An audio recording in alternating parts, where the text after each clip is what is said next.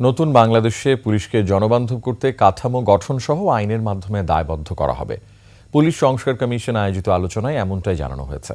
আর এতে অংশ নিয়ে মানবিক পুলিশ গড়ার তাগিদ দেন বিভিন্ন সময়ে পুলিশি নির্যাতনের শিকার ব্যক্তিদের পরিবারের সদস্যরা। মফিউর রহমানের রিপোর্ট। আমি মিছিলে যাচ্ছি, আমি নিজেকে আর আটকে রাখতে পারলাম না। সরি আব্বুজান, তোমার কথা অমান্য করে বের হলাম। জুলাইয়ের উত্তাল আন্দোলনে শহীদ আনাসের মা পড়ে শোনালেন ছেলের লেখা শেষ চিঠি। আমাদের ভাইরা আমাদের ভবিষ্যৎ প্রজন্মের জন্য কাপড়ের কাপড় মাথায় বেঁধে রাজপথে নেমে সংগ্রাম করে যাচ্ছে। আনাসের মতো আরও অনেকেই শহীদ হন রক্তিম জুলাই আগস্ট বিপ্লবে। পুলিশ সংস্কার কমিশন আয়োজিত আলোচনায় সে বর্ণনা দিতে গিয়ে আবেগাপ্লুত হয়ে পড়েন অনেকে।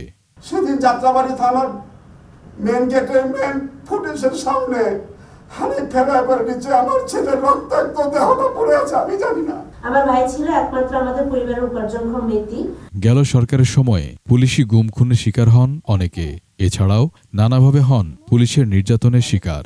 2013 সালে গুম হওয়া সন্তানের জন্য মায়ের চোখের জল এখনো শুকায়নি। তার আহাজারিতে আবেগপ্রবণ হয়ে ওঠে গোটা হলরুম।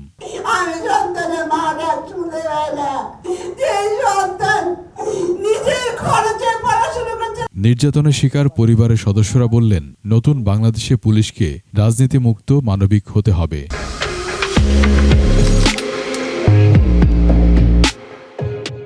আমি শুধু পুলিশের কাছে এইটুকুই বলতে চাই, আপনারা আমাদের বন্ধু হয়ে থাকেন, আপনারা আমাদের কথা শুনেন। নিয়োগের ব্যাপারে কোনো রকম কোনো দুর্নীতির ব্যবস্থা না থাকে, এই জন্য ব্যবস্থা নেওয়া জরুরি।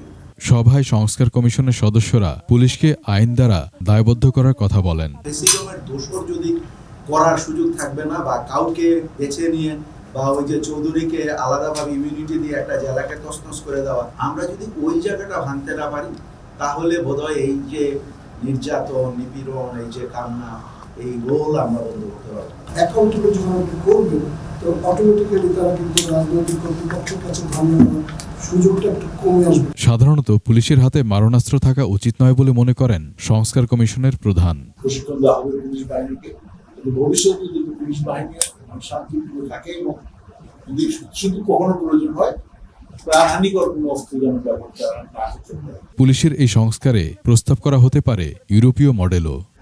আর পুলিশ বাহিনী মফিউর রহমান, 21 টেলিভিশন, ঢাকা।